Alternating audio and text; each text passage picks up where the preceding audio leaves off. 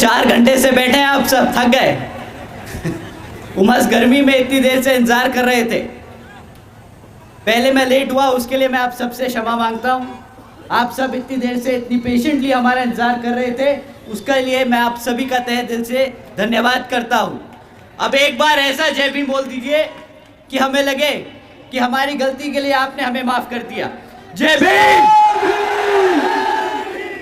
साथियों, आप सभी का यहाँ पर इस इलेक्शन रैली में मैं और मेरे साथ मंच पर मौजूद सभी आपका तहे दिल से यहाँ पर स्वागत करते हैं और आप यहाँ मौजूद हुए इतनी गर्मी में, आपका तहे दिल से धन्यवाद करते हैं।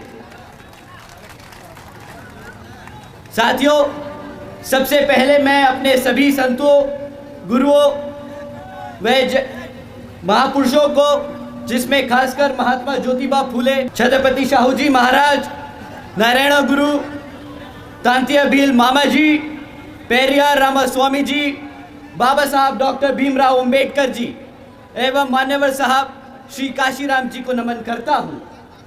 साथ ही साथ मान्यवर साहब श्री काशीराम जी की एकमात्र उत्तराधिकारी हमारी आदरणीय बहन कुमारी मायावती जी को भी नमन करता हूँ।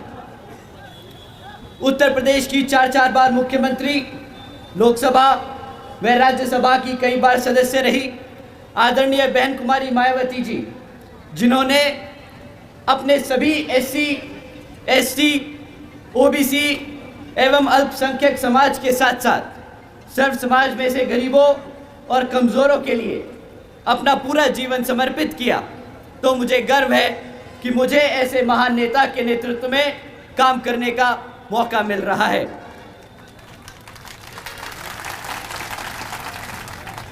मैं आदरणीय बहन कुमारी मायावती जी का हार्दिक अभिनंदन और आभार व्यक्त करता हूँ। साथ ही साथ आज यहाँ मंच पर मौजूद हमारे सभी छोटे बड़े पदाधिकारी और सभी कार्यकर्ता गण के साथ साथ पूर्व विधायक और जो आपके यहाँ पे आज आपके बीच खड़े हैं, हमारे धिबनी सीट से बलबीर सिंह जी का तहे दिल से स्वागत करता। साथियों, जब बाबा साहब भीमराव अंबेडकर जी ने भारत का संविधान लिखा था तो वह एक समता मूलक समाज की स्थापना करना चाहते थे और बाबा साहब डॉक्टर भीमराव अंबेडकर जी ने लोकतंत्र की कुछ इस तरह व्याख्या की थी। ये अंग्रेजी में है, मैं पहले अंग्रेजी में बोलूँगा फिर हिंदी में इसका मतलब समझाऊंगा। A form and a method of government whereby revolutionary changes in the economic and social life of people are brought about without bloodshed। साथियों, बाबा साहब के विचारों का भारत कुछ इस तरह था। साथियों, जहाँ पर स्कूलों में बच्चों के बीच भेदभाव ना हो, ऐसा है बाबा साहब के विचारों का भारत। जहाँ पर महिलाओं पर अत्याचार ना हो, ऐसा है बाबा साहब के विचारों का भारत। जहाँ पर हर जाति और धर्म को बराबर का सम्मान मिले, ऐसा है बाबा साहब के विचारों का भारत। परंतु साथियों, हमारे MP में बीजेपी की सरकार संविधान के हिसाब से नहीं बल्कि कुछ मनुवादी सोच रखने वाले लोगों के हिसाब से चल रही है। साथियों, श्रीमती भारती कसडेकर जी और उनके परिवार के बारे में आप सभी जानते हैं कि किस तरह इनके परिवार के 5 सदस्यों की हत्या कर दी गई।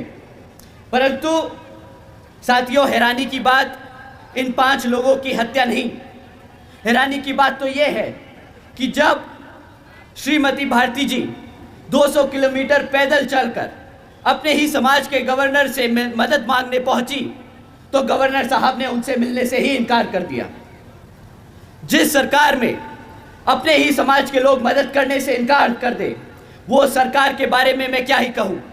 साथियों, क्या इसी तरह की सरकार को आपने वोट करके सत्ता में लाने के लिए कहा था? जवाब दीजिए साथियों, क्या ऐसी सरकार को हक है सत्ता में बैठने का जो अपने समाज की मदद ना कर सके? साथियों, आपने रामजी लाल अहिरवार जी का भी नाम सुना होगा। जी साथियों, मैं उन्हीं रामजी लाल अहिरवार जी की बात कर रहा हूं जिनकी दो मनुवादी सोच रखने वालों ने पीट पीट कर हत्या कर दी, सिर्फ इस बात पर कि उन्होंने उन्हें सिगरेट के लिए माचिस नहीं दी। साथियों, ये उस सरकार का शासनकाल है जो तरक्की की बात करते हैं, जो दावा ठोकते हैं कि हमने भारत को पहला पिछड़े समाज से प्रधानमंत्री दिया।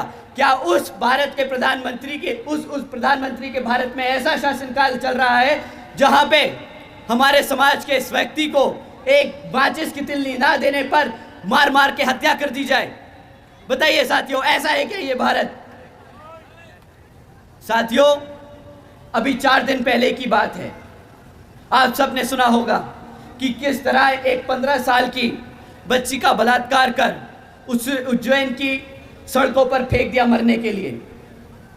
यहां पर साथियों, ये सिर्फ कुछ घटनाएं हैं उन 16,950 में से जिनके आज भी परिवार दर्द से गुजर रहे हैं, जिनका दुख हम शब्दों में बयान नहीं कर सकते। उस कांग्रेस और बीजेपी वालों की अगर मैं दोनों शासनकाल के दिन मिलाकर आप सबके सामने रख दूं तो वो भी कम पड़ जाएंगे जितने यहाँ पे पिछले 5 साल में हत्या और कांड हुए हैं। पर अब और नहीं साथियों, अब कमलनाथ जी और शिवराज जी को ना हम भूलने देंगे और ना हम उन्हें कभी बता देंगे। हम उन्हें बता देंगे कि पिछले 5 साल में 16,950 से हमारे परिवारों के सदस्यों के अत्याचारों का बदला हम मध्य प्रदेश की हर एक विधानसभा पर बसपा का परचम लहरा कर लेंगे। साथियों, शिवराज जी ने वादा किया था बहुजन समाज को प्रतिनिधित्व देने का। साथियों, शिवराज जी ने वादा किया था हर वर्ष 10 लाख नौकरियां देने का। साथियों, शिवराज जी ने वादा किया था सरकारी कॉलेजेस में मुफ्त शिक्षा देने का।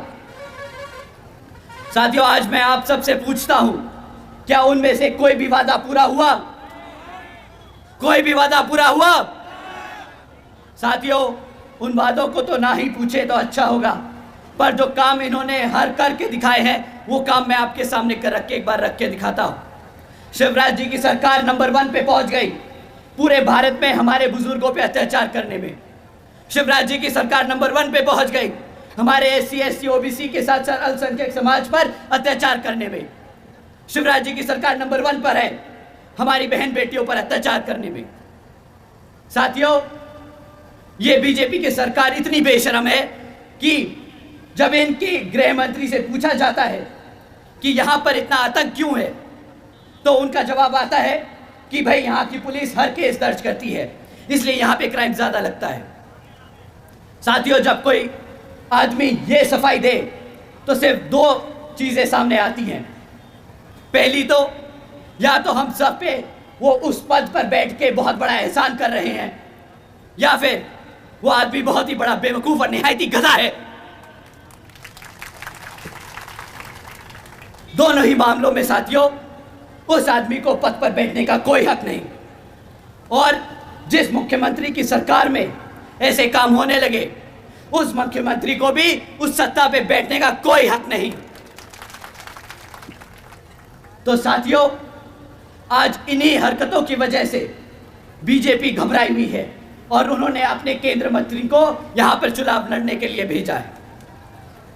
पर यहां शायद वो भूल गए हैं कि बसपा ने यहां पर 2 बार मुख्यमंत्री को हराकर वापस भेजा है, तो ये केंद्र मंत्री आपके सामने कुछ नहीं। तो साथियों, अब समय आ गया है इस बेकार सरकार को जवाब देने का। साथियों, इस चुनाव में आपको इनके खिलाफ वोट डालकर बसपा को विजय बनाना होगा। और साथियों, कांग्रेस तो इतनी नालायक है कि बेचारों के पास इतने साल सत्ता में रहने के बाद भी आपके बीच आकर कुछ काम बताने को नहीं है। आती है हर 5 साल में एक मैनिफेस्टो जारी करती है और फिर भूल जाती है। और उसके पास सबसे दूसरा बड़ा हथियार क्या है? हमारे को रोकने के लिए, हमारे साथियों को गुमराह करने के लिए कि बीएसपी बीजेपी की बी टीम है। वो ज्यादा से ज्यादा बस यही बोल सकते हैं। साथियों, ये आपको गुमराह करने के हथकंडे हैं और कुछ नहीं। इनके इस हथकंडों से आपको घबराना नहीं, और आपको बिखरना नहीं।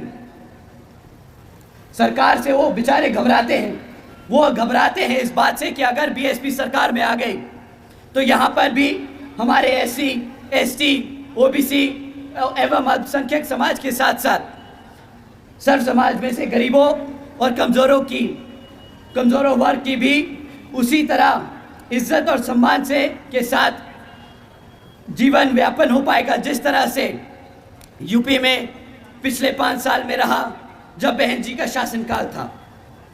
साथियों, आज जब बहन जी की सरकार को लोग याद करते हैं तो उन्हें याद आता है वो समय जब बहन जी ने सावित्रीबाई फुले बालिका शिक्षा योजना के तहत 7 लाख से ज़्यादा बच्चियों को 12वीं तक की शिक्षा प्राप्त करने हेतु 600 करोड़ से ज़्यादा लागत इन बच्चियों पर अब खर्च कर इनको अपने पैरों पर खड़ा कर एक उज्जवल भविष्य देने के लिए खर्ची। साथियों, उन्हें याद आता है वो समय जब बहन जी ने देश में पहली बार सरकारी कॉलेजेस के स्टूडेंट हॉस्टल्स में अन्य पिछड़े वर्गों के छात्रों के लिए 27% आरक्षण की व्यवस्था तय की। साथियों, उन्हें याद आता है वो वक्त जब बहन जी ने महामाया गरीब बालिका आशीर्वाद योजना के तहत 3,25,000 बच्चियों के लिए 1-1 लाख रुपए देने का काम किया, जिस योजना के तहत बहन जी ने 3,250 करोड़ रुपए अपनी बच्चियों पर खर्चने का काम किया। साथियों, साथ ही साथ बहन जी ने सरकारी नौकरियों के साथ साथ सरकारी ठेकों में आरक्षण की व्यवस्था लागू की और साथ ही याद करते हैं वो समय कि किस तरह बहन जी ने सरकारी नौकरियों की भर्ती पर लगी रोक को हटाकर बहुजन समाज के साथ साथ सर्व समाज के सभी जरूरतमंद लोगों को नौकरी देने का काम किया। साथियों, बहन जी ने प्रदेश में व्यावसायिक technical institutions, engineering colleges, polytechnic एवं इंडस्ट्रियल ट्रेनिंग इंस्टीट्यूट्स में अन्य पिछड़े वर्गों के लिए 27% सीटों की आरक्षण तय की। साथ ही साथ बहन जी ने कृषि एवं संबंधित कार्यों में मिनिमम वेजेस को 55 रुपये से बढ़ाकर 100 रुपये प्रतिदिन करने का काम किया और अन्य पिछड़े वर्गों के लोगों के लिए क्रीमी लेयर की वार्षिक आय सीमा 3 लाख रुपए से बढ़ाकर 5 लाख रुपए कर दी। साथ ही साथ बहन जी ने गन्ना खरीद के दाम दुगने कर दिए। आदरणीय बहन जी ने अपने शासनकाल में 90,000 से अधिक शिक्षकों को सरकारी नौकरी दी, 1 लाख से अधिक सफाई कर्मचारियों को भर्ती किया, 2 लाख से अधिक जवानों को पुलिस फोर्स में भर्ती किया। और साथियों, बहन जी ने काम अपने 5 साल के शासनकाल में इस कदर किए ताकि हमारे समाज के लोगों को अपना प्रदेश छोड़कर जाने की ज़रूरत ना पड़े अपना पेट पालने के लिए। तो साथियों, हमें बाबा साहब के बताए रास्ते पर चलकर, मानवर साहब के बताए तरीकों का इस्तेमाल कर और बहन जी के बेबाक अंदाज को अपनाना होगा दिल और दिमाग से। तो समय आ गया है कि हम सब एकजुट होकर समाज के हर एक व्यक्ति को बसपा से जोड़ बता दें कि हम आ रहे हैं हर उस चीज़ के लिए जो इस संविधान में हमारे गुरु देकर गए हैं, बाबा साहब डॉक्टर भीमराव अंबेडकर जी। साथियों, इन्हीं कुछ बातों को ध्यान में रखकर बीएसपी ने जीजीपी के साथ गठबंधन कर यहां पर चुनाव लड़ने का निर्णय लिया है।